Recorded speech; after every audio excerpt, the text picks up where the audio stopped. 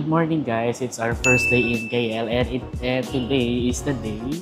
It's my 26th birthday and ngayon, waiting tayo sa ground.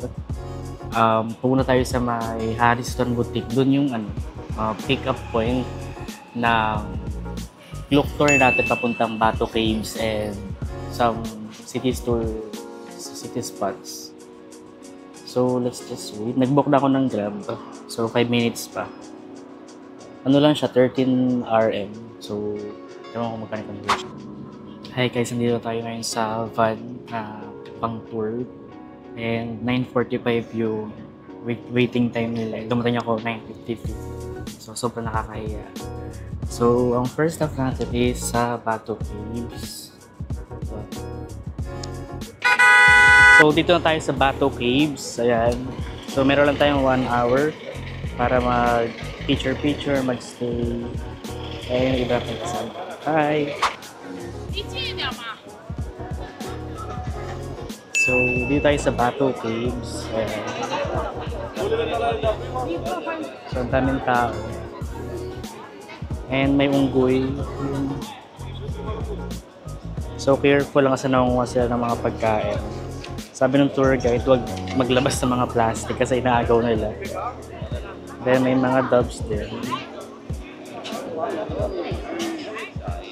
Welcome to Bato Caves. So hindi ko sure kung akitin ko yan kasi 272 steps daw. Oh, ang daming kalapati.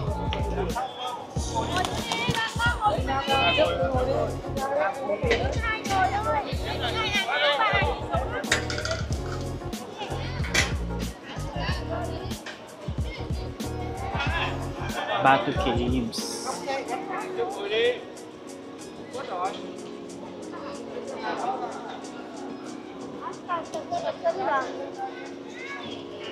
Right.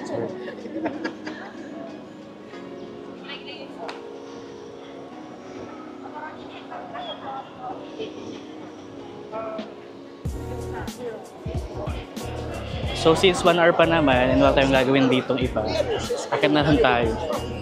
So good luck. 272 steps. Alright, okay, let's go. So meron din ditong mga bilihan ng souvenirs.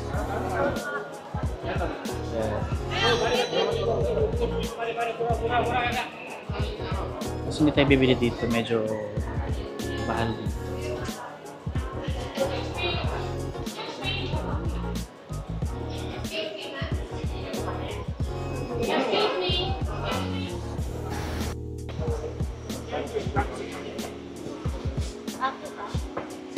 So ayan, tumuloy na ako. Here's a view from halfway. Actually, wala pa tayo sa half.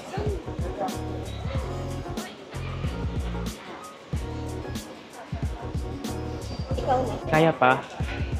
So sabi ni tour guide, every step is a blessing. So make a wish. So hope na maging successful. Kaya pa. Yeah.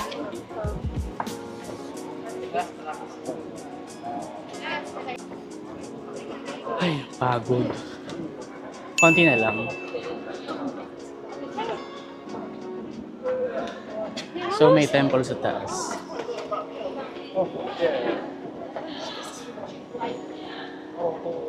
The view.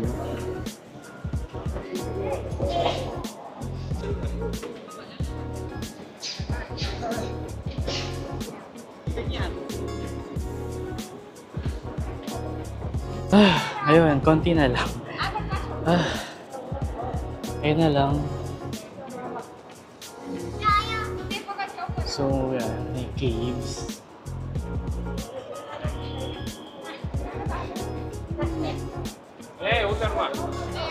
So, let's go.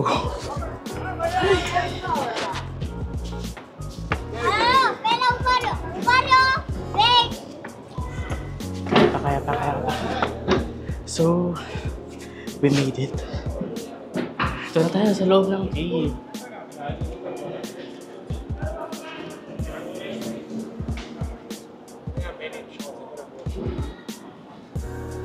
It feels so magical.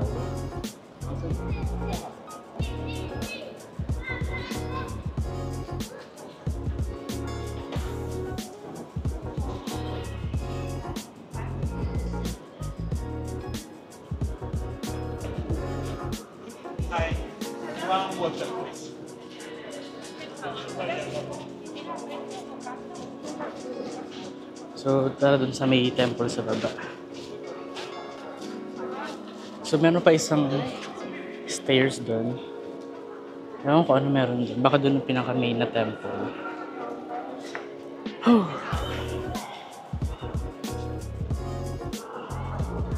So, may mga kainan din dito. Kainan nga ba? Ay, hindi pala. Souvenir lang pala. Ayan. Pagod! Alam, meron silang inaari na manok doon. Oh. Tingnan natin.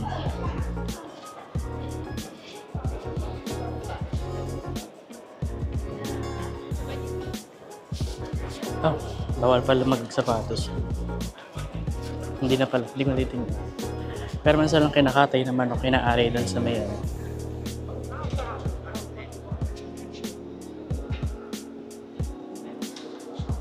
So doon nga yung temple sa pinakataas. Okay. Challenge accepted.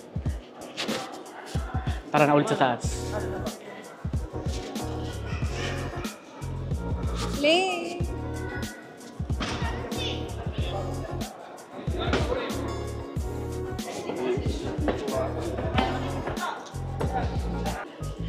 So andito tayo ngayon sa another cave. Dito pa rin sa Bato Caves. Ayan, so yung stairs kanina, meron pa isang stairs, ito yun. And under renovation pa yung parang temple nila dito. So ito yung view. Oh, hindi ako. Ito yung view. Ayan. So this is the view of the cave.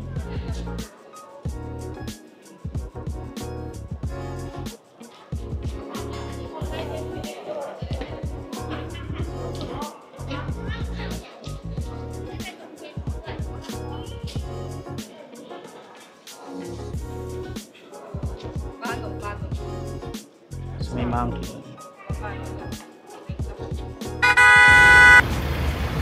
So next stop is sa itong batik making.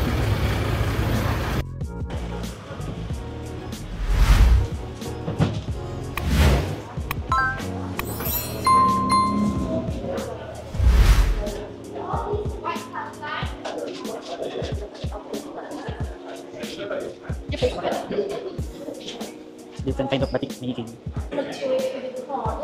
So carbon is the material. So this piece is a pure silk. So artists with this paint, So pwede rin kayo bumili ng mga scarf o kung ano ba dito.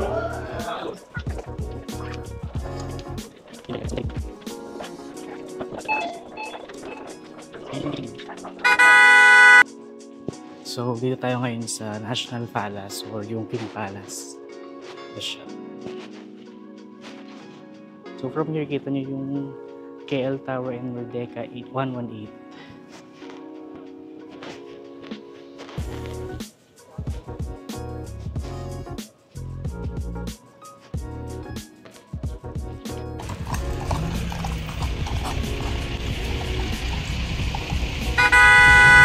Hey, ngayon sa old railway station. Ito siya. So built by the British daw, sabi. And dito naman yung National Mosque. So 10 to 15 minutes lang kami dito. Ayan. Ayan nung ano natin, sasakyan. So very quick. And ayun yung Merdeka 118. So National Mosque or Masjid Negara. So Negara is national. So meron ditong visiting hours. Ayan. Free entrance siya. Cost yun na lang.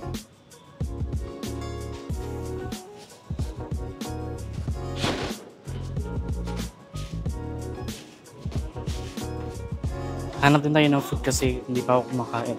Umiinom. Meron dito. Ayun. So, punta tayo. Ito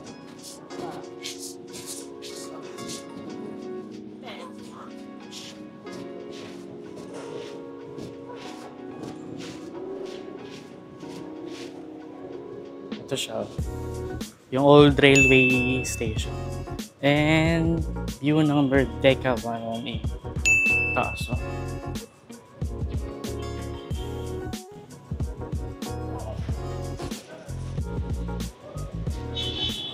So, ito yung National Mosque of Malaysia.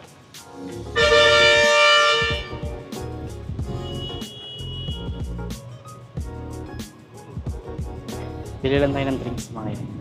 Balik tayo sa bar.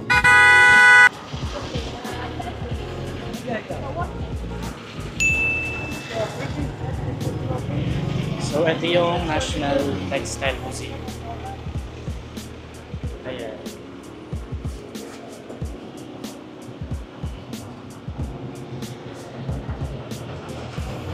Eh, pumunta tayo sa may flag. Sinasabi ng tour guide namin.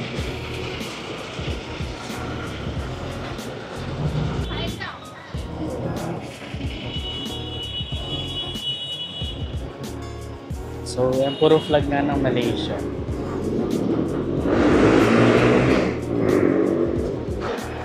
Ano to? Perpustakaan Kuala Lumpur.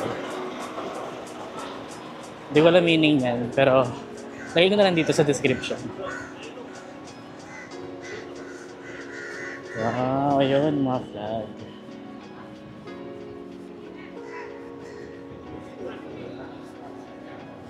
Ito yung famous na photo spot sa KL. Itong I Love KL statue. Kaso, may mga tao. Kaya mga pag-picture.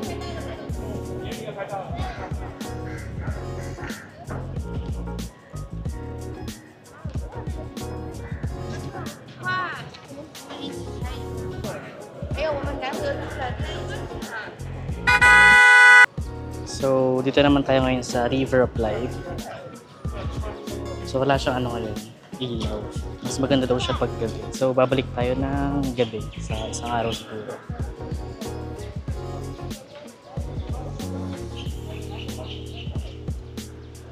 Then, on the right side, may mga murals. I don't know kung sabihin niya. Pero sabi ng tour guide, ano daw yan? Ayan, tungkol sa tubig. Kaya dito sa River of Life. Yun, River of Life.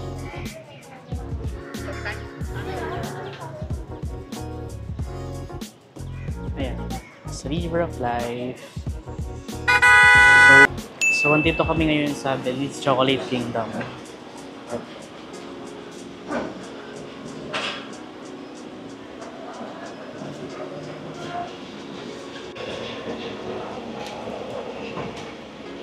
So, dalaga tayo ng sticker kasi daw merong ano, libreng free taste ng chocolate. So, Chocolate Kingdom. When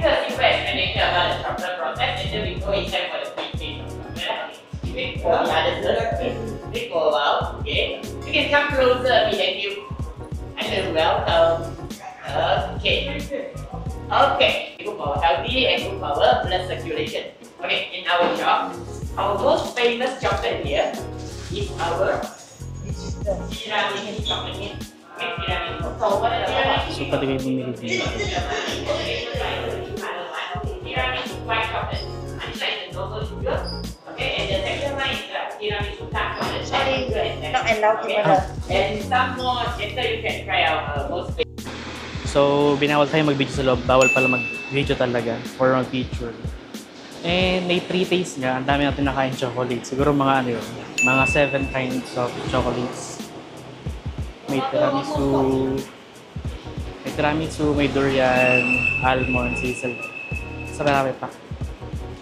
So yun, sa next stop na kami.